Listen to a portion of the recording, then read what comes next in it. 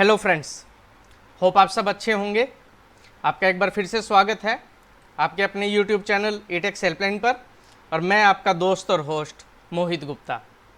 जैसा कि हम सबको पता है कि आज 1 जुलाई को सीए डे है, तो हमारे सभी सीए भाइयों को सीए डे की बहुत बहुत शुभकामनाएं। आज जीएसटी का भी दिन है, 3 साल पूरे हो गए हैं जीएसटी के। तो जितने भी मेरे जीएसटी प्रैक्टिशनर्स हैं और जितने भी जीएसटी डिपार्टमेंट के लोग हमारे व्यूवर्स हैं, उन सबको जीएसटी डे की बहुत बहुत शुभकामनाएं।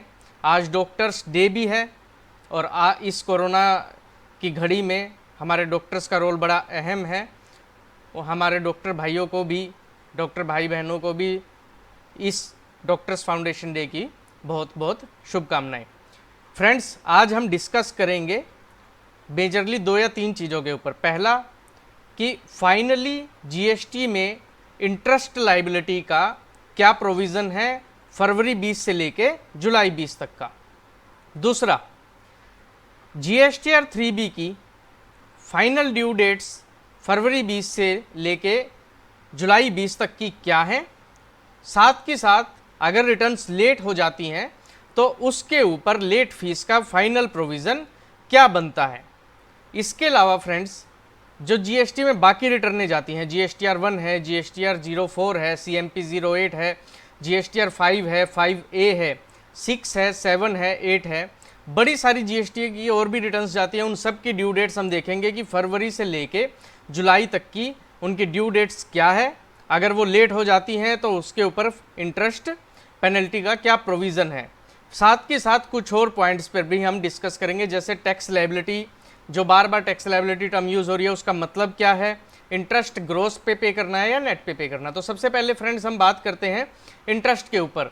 सबसे पहले तो जीएसटी डिपार्टमेंट ने ये बोला है कि अगर आप एक पर्टिकुलर डेट के बाद अपना टैक्स पे करते हैं तो आपके ऊपर इंटरेस्ट लायबिलिटी राइज होती है, और उसमें भी डिपार्टमेंट ने कुछ कंसेशन दिया है। साथ के साथ डिपार्टमेंट ने टैक्स पेयर्स को 3 कैटेगरी में बांटा है। पहली कैटेगरी वो जो 5 करोड़ से ऊपर के टर्नओवर है। दूसरी कैटेगरी वो जिनकी टर्नओवर 5 करोड़ तक है, लेकिन 5 करोड़ तक की टर्नओवर वालों को भी 2 अलग अलग स्टेजेस में, 2 अलग अलग कैटेगरीज में, ए और बी में डिवाइड किया है। तो सबसे पहले फ्रेंड्स हम उनकी बात करेंगे जिनकी टर्नओवर 5 करोड़ से ज़्यादा है, उनके ऊपर इंटरेस्ट की क्या लायबिलिटी है। अगर हम बात करें फरवरी 2020, मार्च 2020 और अप्रैल 2020 की, दोस्तों इनकी जो ड्यू डेट्स थी डिपार्टमेंट की, वो 20 days from the end of month थी। डिपार्टमेंट ने ये बोला था कि अगर आप 15 दिन के अंदर, ड्यू डेट के 15 दिन के अंदर अपना जीएसटीआर 3B भर देते हैं, मतलब अपनी टैक्स लायबिलिटी डिस्चार्ज कर देते हैं, तो आपके ऊपर कोई इंटरेस्ट नहीं लगेगा। अगर आप 15 दिन में नहीं कर पाते लेकिन 24 जून 2020 से पहले कर देते हैं, इन तीनों महीनों में से रिटर्न जो भी रिटर्न्स हैं, तो 9% का इंटरेस्ट लगेगा। किस दिन से? 16वें दिन से। एग्जाम्पल ले लेते हैं मार्च का, कि मार्च 2020 की ड्यू डेट थी आपकी 20 अप्रैल, और without interest late file return file करने की डेट थी आपकी 5 मई। लेकिन आपने जो अपनी रिटर्न फाइल की वो मान लीजिए 10 मई को फाइल की, तो इस केस में आपका जो इंटरेस्ट लगेगा, 9% का जो इंटरेस्ट लगेगा, वो 6 मई से लेके 10 मई तक, मतलब 5 दिनों का आपका लगेगा। इसी एग्जाम्पल को दोस्तों आगे बढ़ा लेते हैं कि मान लीजिए ये रिटर्न आपने फाइल करी है 30 जून 2020 को। सो उस केस में इंटरेस्ट का क्या प्रोविज़न रहेगा। मार्च की 5 मई तक कोई इंटरेस्ट नहीं, 6 मई से 24 जून तक 9% का इंटरेस्ट, और 25 जून से 30 जून तक 6 दिनों का 18% का इंटरेस्ट दोस्तों लगेगा। तो ये था दोस्तों इंटरेस्ट का प्रोविज़न फरवरी, मार्च और अप्रैल, जिनकी 5 करोड़ से ऊपर की प्रीसीडिंग फाइनेंशियल ईयर की टर्नओवर है। देन मई 2020 के लिए दोस्तों जो रिटर्न की ड्यू डेट थी, एक्सटेंडेड ड्यू डेट थी जो जीएसटीआर 3B की, वो 27 जून 2020 थी। सो 27 जून 2020 तक अगर आप अपनी टैक्स लायबिलिटी डिस्चार्ज कर देते हैं मई की, तो कोई इंटरेस्ट नहीं, और अगर उसके बाद अगर आप करते हैं तो 18% का आपको इंटरेस्ट पे करना पड़ेगा। जब हम जून 2020 की बात करते हैं फ्रेंड्स, 5 करोड़ से ऊपर के टर्नओवर है, तो आपको 20 जुलाई तक अपनी जीएसटीआर 3B फाइल करनी है, अदरवाइज आपके ऊपर 18% का इंटरेस्ट लगेगा टैक्स लायबिलिटी के ऊपर। वो हम डिस्कस करेंगे फ्रेंड्स बाद में कि टैक्स लायबिलिटी जो है वो ग्रोस पे करना है, नेट पे करना है इंटरेस्ट। देन जुलाई के लिए आपकी जो ड्यू डेट है वो 20 अगस्त है, और 20 अगस्त तक अगर आप अपनी रिटर्न फाइल नहीं कर पाते तो जो आपकी टैक्स लायबिलिटी है उसके ऊपर आपको 18% का इंटरेस्ट पे करना है। अब फ्रेंड्स बात कर लेते हैं व्हाट इज टैक्स लायबिलिटी। सबसे पहले मैं आपको बता दूं कि जीएसटी लॉ में टैक्स लायबिलिटी वर्ड को कहीं भी एक्सप्लेन नहीं किया गया। इन लिटरल वर्ड्स अगर हम ले तो टैक्स लायबिलिटी या तो gross tax liability which means your total outward tax liability, या फिर आपकी net cash tax liability which means की outward set off with the inward. तो आउटपुट टैक्स लायबिलिटी को जब इनपुट टैक्स क्रेडिट के साथ एडजस्ट कर देते हैं तो बैलेंस जो निकलती है वो नेट कैश टैक्स लायबिलिटी निकलती है। सो मेरा मानना ये है दोस्तों कि 14 मार्च 2020 की जो जीएसटी काउंसिल की मीटिंग हुई थी उसमें क्लियरली डिपार्टमेंट ने बोल दिया था कि हम इंटरेस्ट का सेक्शन 50 रिट्रोस्पेक्टिवली अमेंड करने का रिकमेंडेशन देते हैं, और जो उसमें इंटरेस्ट पे करने का प्रोविजन है उसको नेट कैश टैक्स लायबिलिटी पर शिफ्ट करने का रिकमेंडेशन देते हैं। हालांकि उसके बाद अभी तक कोई ऑर्डिनेंस नहीं आया, कोई लीगल अमेंडमेंट नहीं हुई, लॉकडाउन हो गया, कोरोना आ गया, लेकिन ऑर्डिनेंस के थ्रू शायद इस चीज़ को क्लैरिफाई किया जा सकता था जो डिपार्टमेंट ने अभी तक नहीं किया। लेकिन जीएसटी काउंसिल की जो रिकमेंडेशंस हैं वो बाउंड हैं, वो बाइंडिंग नेचर की हैं जीएसटी डिपार्टमेंट के ऊपर। सो इसीलिए आप काउंसिल का जो वो डिसीजंस था, जो रिकमेंडेशन थी, उसको फाइनल लॉ, क्योंकि आज नहीं तो कल वो फाइनल लॉ में कन्वर्ट होगा और 1 जुलाई 2017 से रिट्रोस्पेक्टिवली इंटरेस्ट का जो पेमेंट का ग्रोस लायबिलिटी से नेट लायबिलिटी का है वो चेंज होने वाला है। तो इसलिए मेरा रिकमेंडेशन ये रहेगा कि आप लोग ग्रोस टैक्स लायबिलिटी पे अगर टैक्स पे करते हैं तो फ्यूचर में आपको और फिर एडिशनल जो इंटरेस्ट आपका पे हुआ है उसका रिफंड आपको अप्लाई करना पड़ेगा सेक्शन 54 में। सो मेरा ये रिकमेंडेशन है कि आप नेट टैक्स लायबिलिटी पर अपना इंटरेस्ट आज के दिन डिस्चार्ज कर दीजिए। इन केस डिपार्टमेंट अगर एडिशनल इंटरेस्ट की बात करता है, कोई नोटिस आपको इशू करके, देन यू हैव टू सी कि जिस दिन नोटिस इशू हुआ है उस दिन का लीगल पिक्चर क्या थी। अगर जीएसटी डिपार्टमेंट फ्यूचर में भी इंटरेस्ट के सेक्शन को अमेंड नहीं करता तो then obviously there can be a litigation और you have to force to pay 18% of interest on the gross tax liability. Otherwise as per my understanding of the law and understanding of the situation, आप अगर net cash tax liability पर भी अपनी liability discharge कर देते हैं, so I believe department will accept it because amendment in the law has already been proposed और that is also from the retrospective amendment. Now comes to friends जिनकी turnover 5 crore से कम है, तो जिनकी टर्नओवर 5 करोड़ से कम है उनके ऊपर इंटरेस्ट का क्या प्रोविजन है।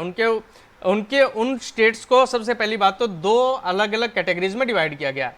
पहला कैटेगरी ए, दूसरा कैटेगरी बी। ये कैटेगरी ए और बी मैं दे रहा हूं फ्रेंड्स, गवर्नमेंट ने ऐसी कोई कैटेगरी का नाम नहीं दिया है। सो जब हम कैटेगरी ए की बात करते हैं, कैटेगरी ए मतलब कि जो साउथ की स्टेट्स, वेस्ट की और ईस्ट की स्टेट्स है, मीन्स अगर हम बात करें तो छत्तीसगढ़, मध्य प्रदेश, गुजरात, महाराष्ट्र, ये आपका बॉटम लाइन सेंटर हो गया। Then Karnataka, Goa, Kerala, Tamil Nadu, Telangana, Andhra Pradesh, Daman and Diu, Dadra Nagar Haveli, Puducherry and Andaman and Nicobar and Lakshadweep. तो आप देखेंगे साउथ, वेस्ट और सेंटर जो कवर हुआ है इंडिया का जियोग्राफिकल, उनकी जो ड्यू डेट्स है दोस्तों फरवरी से लेकर जुलाई तक की इंटरेस्ट पे करने की, उसमें क्या है कि अगर हम बात करते हैं फरवरी की, तो फरवरी का अगर आप अपनी फरवरी की टैक्स लायबिलिटी मींस जीएसटी और 3B अगर 30 जून तक भर देते हैं तो आपके ऊपर कोई इंटरेस्ट नहीं लगेगा। अगर 30 सितंबर तक अगर आप अपना डिस्चार्ज करते हैं तो आपको 9% का इंटरेस्ट पे करना पड़ेगा, और अगर 30 सितंबर तक भी आप डिस्चार्ज नहीं करते, उसके बाद डिस्चार्ज करते हैं तो 18% का इंटरेस्ट देना पड़ेगा। जब हम मार्च की बात करते हैं तो मार्च में 3 जुलाई तक कोई इंटरेस्ट नहीं, 4 जुलाई से लेकर 30 सितंबर तक 9% और उसके बाद 18%। अगर हम अप्रैल की बात करते हैं तो 6 जुलाई तक कोई इंटरेस्ट नहीं, 7 जुलाई से 30 सितंबर तक 9% का इंटरेस्ट और उसके बाद 18% का इंटरेस्ट। अगर हम मई की बात करते हैं तो 12 सितंबर तक कोई इंटरेस्ट नहीं, 13 सितंबर से 30 सितंबर तक आपका 9% का इंटरेस्ट और उसके बाद 18% का इंटरेस्ट। अगर हम जून की बात करते हैं तो 23 सितंबर तक कोई इंटरेस्ट नहीं, उसके बाद 30 सितंबर तक 9% का इंटरेस्ट और उसके बाद 18% का इंटरेस्ट। जब हम जुलाई की बात करते हैं तो 27 सितंबर तक कोई इंटरेस्ट नहीं, 28 से 30 सितंबर 3 दिनों के लिए 9% का इंटरेस्ट और उसके बाद 18% का इंटरेस्ट। दोस्तों अब हम आ जाते हैं कैटेगरी बी स्टेट, जो रेस्ट ऑफ इंडिया की जो स्टेट्स रहेगी मीन्स नॉर्थ, ईस्ट, वो स्टेट्स जो आपकी रह गई हैं उनमें कौन कौन सी स्टेट कवर होती है? Himachal Pradesh, Punjab, Uttarakhand, Haryana, Rajasthan, Uttar Pradesh, Bihar, Sikkim, Arunachal Pradesh, Nagaland, Mizoram, Manipur, Tripura, Meghalaya, Assam, west Bengal, Jharkhand, Orissa, Jammu and Kashmir, Ladakh, Chhattisgarh and Delhi.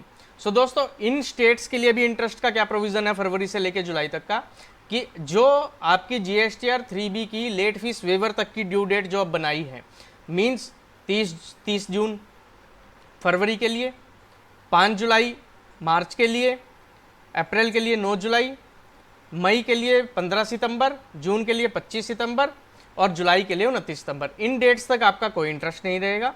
In dates के बाद 30 सितंबर तक 9% का इंटरेस्ट और 30 सितंबर के बाद आपका 1 अक्टूबर से जो है फ्रेंड्स 18% का इंटरेस्ट इन पर्टिकुलर मंथ्स के लिए, इन पर्टिकुलर स्टेट्स के लिए आपको देना पड़ेगा। और इंटरेस्ट जो है, जो मेरा पर्सनल एक्सपीरियंस है, जो GST काउंसिल ने भी रिकमेंड किया है कि आप नेट कैश टैक्स लायबिलिटी पर अपना इंटरेस्ट डिस्चार्ज कर सकते हैं। और हालांकि लॉ में अभी अमेंडमेंट नहीं हुई है, सेक्शन में अमेंडमेंट नहीं हुई है, लेकिन रेट्रोस्पेक्टिवली अमेंडमेंट प्रपोज्ड है। तो जब भी अमेंडमेंट होगी वो 1 जुलाई 2017 से होगी।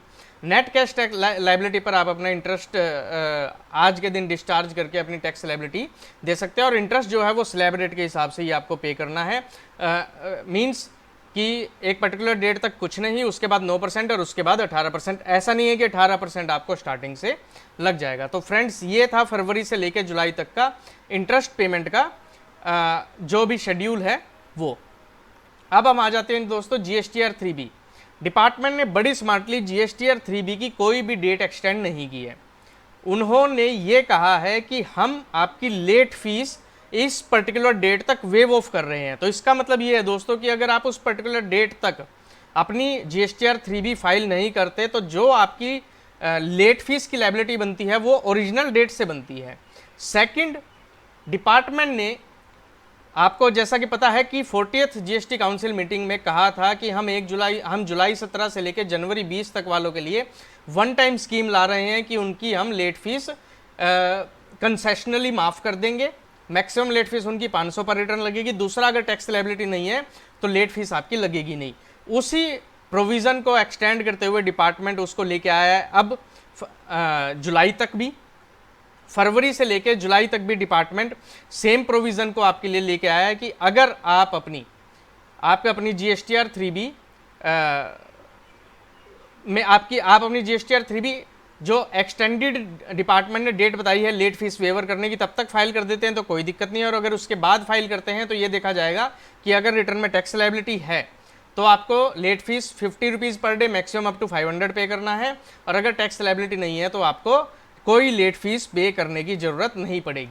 सो फ्रेंड्स, अगर हम देखें सबसे पहले उन टैक्स पेयर्स को जिनकी टर्नओवर 5 करोड़ से ज़्यादा है, तो फरवरी से अप्रैल तक की जो लास्ट डेट थी वो 24 जून 2020 को निकल गई है। वो डेट जिस दिन तक कंप्लीटली लेट फीस वेवर थी। उसके बाद अगर अब आप अपनी GST की रिटर्न भरते हैं, 3B भरते हैं और आपकी कोई टैक्स लायबिलिटी नहीं है, टैक्स लायबिलिटी से मैं सेम मतलब निकाल रहा हूँ कि आपकी outward tax liability minus inward tax liability should be 0। हालांकि GST की वेबसाइट पर अमेंडमेंट चल रही है। GST की वेबसाइट पे जैसे ही अमेंडमेंट होगी पता लग जाएगा कि वो उन लोगों ने जो लेट फीस कैलकुलेट की है वो ग्रोस पे कैलकुलेट कर रहे हैं या नेट पे कैलकुलेट कर रहे हैं। सो अगर आपकी टैक्स लायबिलिटी है तो आपको maximum 50 rupees per day up to 500 rupees per return pay करना है। अदरवाइज आपको कोई भी लेट फीस पे नहीं करनी है in case you discharge your liability by 30th of September. ऐसे ही फ्रेंड्स, अगर हम मई की बात करें, सो मई के लिए जो डेट 5 करोड़ से ऊपर वालों की थी कंप्लीट वेवर की, वो 27 जून थी। और अब जो नया क्राइटेरिया आया है tax liability or no tax liability, उसकी जो डेट है वो 30 सितंबर है। ऐसे ही जून के लिए 20 July is the due date, उनके लिए कोई एक्स्ट्रा कंसेशन नहीं है। और जुलाई के लिए 20 August is the new date. और then you have the test of tax liability or no tax liability. ऐसे ही फ्रेंड्स, जो मंथली जिनकी टर्नओवर 5 करोड़ से कम है, अब अगर उस केस में हम बात करें तो फरवरी से लेके जुलाई तक, सिंस अगस्त अभी तक भी जो नई नोटिफिकेशन आई है 57/2020, उसमें अगस्त को अभी तक कवर नहीं किया था। सो फरवरी से लेकर जुलाई तक जो कैटेगरी ए, जो हमने पीछे भी डिस्कस की थी इंटरेस्ट में, कैटेगरी ए की अगर हम बात करें, सो उनकी जो ड्यू डेट्स है वो 30 जून, 3 जुलाई, 6 जुलाई, 12 सितंबर, 23 सितंबर, 27 सितंबर, इन डेट्स तक अगर आप फाइल कर देते हैं तो कोई लेट फीस नहीं लगेगी। और इसके बाद फाइल करते हैं then you have to check whether there is a tax liability और there is no tax liability. Then friends हम आते हैं कैटेगरी बी स्टेट्स पे। कैटेगरी बी स्टेट्स की बात करें तो सेम टेस्ट आपको इनके ऊपर भी लगाना है, चार्ट आपके सामने है फ्रेंड्स। अब हम आ जाते हैं दोस्तों GSTR 1 की ड्यू डेट्स पे। GSTR 1 की ड्यू डेट्स डिपार्टमेंट ने नोटिफाई कर दी थी। मंथली रिटर्न्स की अगर बात करें, मंथली किसके लिए फाइल होती है दोस्तों? जिनकी 1.5 करोड़ से ऊपर की टर्नओवर प्रीसीडिंग फाइनेंशियल ईयर में थी। ये तो अगर मंथली जिन्होंने ऑप्ट किया हुआ है तो मार्च के लिए 10 जुलाई, अप्रैल के लिए 24 जुलाई, मई के लिए 28 जुलाई, जून के लिए 5 अगस्त, क्वार्टरली वालों के लिए Q4 की 17 जुलाई और Q1 की 3 अगस्त। फ्रेंड्स GSTR 1 की रिटर्न लेट फाइल होने पर कोई कंसेशनल पेनल्टी नहीं है, उन पे जो late fees in normal records लगती है वही लगेगी। सिर्फ जो कंसेशन है वो GSTR 3B के लिए है। अब हम बात कर लेते हैं जॉब वर्कर्स की ITC 04 के लिए। तो ITC 04 की जो डेट Q4 की एक्सटेंड होके बनी है अभी, वो बनी है 31 अगस्त 2020। नई नोटिफिकेशन जो आपकी आई थी, नोटिफिकेशन नंबर 56, फ्रेंड्स मैं 56 नोटिफिकेशन नंबर की बात कर रहा हूँ, जो आपके सॉरी मैं फ्रेंड्स नोटिफिकेशन नंबर 55/2020 जो 27 जून को आई है उसकी बात कर रहा हूँ। उसके अकॉर्डिंग उस नोटिफिकेशन ने नोटिफिकेशन नंबर 35/2020 को ओवर रूल किया है या उसी के कंटिन्यूएंस में फर्दर रिलीफ प्रोवाइड किया है। नोटिफिकेशन नंबर 35/2020 ने क्या बोला था फ्रेंड्स? उसने बोला था कि आपका GST में कोई भी अदर कॉम्प्लायंस है, GSTR 1, GSTR 3B और GSTR 04 के अलावा, मीन्स उन्होंने कुछ स्पेसिफिक पैरामीटर दिए थे जो जो इसमें कवर होते हैं। आपकी अगर कोई भी अपील है, कोई भी रिप्लाई है, कोई भी नोटिस है, कोई भी रिफंड है, इस तरीके के केसेस में दोस्तों डिपार्टमेंट ने, या कोई ऐसी रिटर्न जो सेक्शन 39 के 1-2 में कवर नहीं होती थी, तो उन रिटर्नों को भी डिपार्टमेंट ने कवर किया था नोटिफिकेशन नंबर 35/2020 में, जिसकी ओरिजिनली ड्यू डेट 30 जून दी गई थी। अब उस डेट को बढ़ाकर दोस्तों 31 अगस्त कर दिया गया है। So according to 35/2020 read with 55/2020 हमारी ITC 04 की ड्यू डेट जो जनवरी से लेके मार्च तक का Q4 है उसकी ड्यू डेट 31 अगस्त हो जाती है, और अप्रैल से जून जो Q1 है करंट ईयर का, उसकी भी डेट बढ़ गई 31 अगस्त 2020 हो जाती है।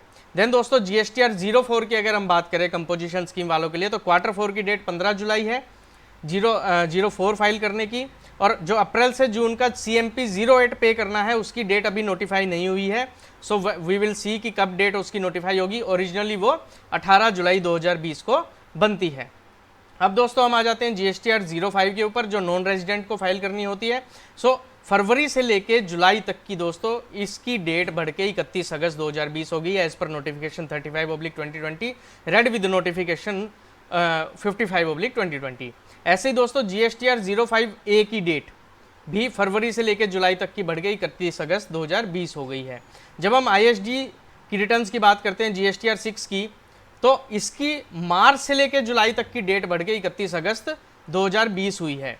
जब हम GSTR 7 की बात करते हैं, जो TDS की रिटर्न फाइल करनी होती है GST में, उसकी मार्च से लेकर जुलाई तक की रिटर्न की डेट 31 अगस्त 2020 हुई है। और जब हम TCS की रिटर्न की बात करते हैं GSTR 08, तो उस केस में भी मार्च से लेकर जुलाई तक की जो रिटर्न की डेट है फ्रेंड्स वो बढ़ के 31 अगस्त 2020 कर दी गई है। तो फ्रेंड्स ये थी सारी की सारी कॉम्प्लायंस की डेट्स। अब हम कुछ छोटे छोटे बारीक पॉइंट और देख लेते हैं। तो सबसे पहले व्हाट इज टैक्स लायबिलिटी, ये है हमने डिस्कस किया। GST काउंसिल की 39th जो मीटिंग हुई थी उसकी प्रेस कॉन्फ्रेंस को हमने ध्यान में रखा। वहाँ पे डिपार्टमेंट ने किस तरीके से रिट्रोस्पेक्टिवली नेट टैक्स लायबिलिटी पर इंटरेस्ट लगाने की बात करी, तो वो हमने डिस्कस किया। हमने ये भी डिस्कस किया कि अभी तक लॉ में अमेंडमेंट नहीं आई है, कोई ऑर्डिनेंस भी नहीं लाया गया है, सिंस लॉकडाउन हो गया, ओबियसली पार्लियामेंट नहीं बैठी है। सो लेट्स सी कब ये इंटरेस्ट का प्रोविजन जो नेट टैक्स लायबिलिटी का है सेक्शन 50 में, वो गवर्नमेंट एक्ट के अंदर बदलती है, और फिर उस एक्ट के प्रोविजन को कब नोटिफाई करती है, वो भी एक देखने वाली बात होगी फ्रेंड्स। देन उसके बाद क्वेश्चन ये उठता है कि GST रिफंड की लास्ट डेट क्या है फाइल करने की। मैं आपको बता दूं कि आपका GST रिफंड की जो भी आपका जो भी जीएसटी रिफंड था दोस्तों, और उसका लिमिटेशन पीरियड अगर आपका 20 मार्च 2020 या उसके बाद एक्सपायर हो रहा था तो वो ऑटोमेटिकली 31 अगस्त 2020 तक शिफ्ट हो गया है। सो जो आपका लिमिटेशन पीरियड 20 मार्च 2020 को एक्सपायर हो रहा था एज पर द सेक्शन 54 का जो क्राइटेरिया अलग अलग रिफंड लेने का, वो जो डेट है आपकी वो 31 अगस्त 2020 तक चली गई है। देन दोस्तों जीएसटी रिफंड कैंसिलेशन की लास्ट डेट नोटिफिकेशन नंबर 56/2020 आया है दोस्तों। वो ये क्लियर कट कहता है कि मान लीजिए आपके ऊपर कोई आपने कोई रिफंड एप्लीकेशन फाइल की और उस रिफंड एप्लीकेशन के अगेंस्ट डिपार्टमेंट ने आपको कुछ शोकॉज इशू किया है। मैं आपको नोटिफिकेशन नंबर 56 में से पढ़ देता हूं कि अगर आपका कोई डेफिशिएंसी, आपका कोई शोकॉज इशू हुआ है for deficiency in the refund और आपको उसका रिप्लाई करना है फ्रेंड्स, तो आप उसका तो डिपार्टमेंट आपका जीएसटी का रिफंड कब कैंसिल कर सकता है? आपका रिप्लाई फाइल होने के 15 दिनों के अंदर या फिर 31 अगस्त 2020 विच एवर इज लेटर। सो अगर आप अपना रिप्लाई फाइल नहीं करते तो डिपार्टमेंट 31 अगस्त 2020 को आपका जो है रिफंड कैंसिल कर देगा, रिफंड का एप्लीकेशन रिजेक्ट कर देगा। और अगर आप रिप्लाई फाइल करते हैं तो उसके 15 दिनों के अंदर डिपार्टमेंट के पास राइट आ जाता है आपकी रिफंड एप्लीकेशन को रिजेक्ट करने का फ्रेंड्स। देन जो नेक्स्ट क्वेश्चन उठता है कि अपील कब तक फाइल कर सकते हैं? अगर आपकी अपील की लिमिटेशन डेट 20 मार्च 2020 के बाद एक्सपायर हो रही है तो उस केस में आप अपनी जीएसटी की अपील 31 अगस्त 2020 से पहले कभी भी फाइल कर सकते हैं as per notification number 55/2020। Then any other compliance means friends, अगर आपका कोई और भी कोई भी कंप्लायंस है जीएसटी लॉ में, notification number 35/2020 read with notification number 55/2020, तो उसमें लिखा गया कि completion of any proceeding or passing of any order or issuance of any notice, intimation, notification, sanction or approval or such other action by whatever name called by an authority, commission और tribunal by whatever name called under the provision of this act. तो इन सब की due date बढ़ के 31 अगस्त 2020 हो गई है। साथ के साथ टैक्स पेयर के लिए क्या है दोस्तों? Filing of any appeal, reply और एप्लीकेशन और furnishing of any report means LUT भी इसमें कवर हो गया है। डॉक्यूमेंट, रिटर्न स्टेटमेंट और such other record by whatever name called under the provisions of act stated above. और इसकी कुछ एक्सेप्शंस दी गई हैं। So it means in journal अगर आपको कोई नोटिस इशू हुआ है, आपकी कोई अपील फाइल करनी है, आपको कोई डॉक्यूमेंट फाइल करना है डिपार्टमेंट में जिसकी लिमिटेशन पीरियड 20 मार्च 2020 को वैलिड था और उसके बाद अगर वो खत्म हो रहा है तो आपका लिमिटेशन पीरियड बढ़ के 31 अगस्त 2020 तक चला गया है दोस्तों आपकी कोई भी क्वेरी होती है with regard to this topic आप कमेंट कर सकते हैं। वीडियो अगर आपको अच्छी लगे तो please like the video, please subscribe the channel, please share the video. Thank you friends.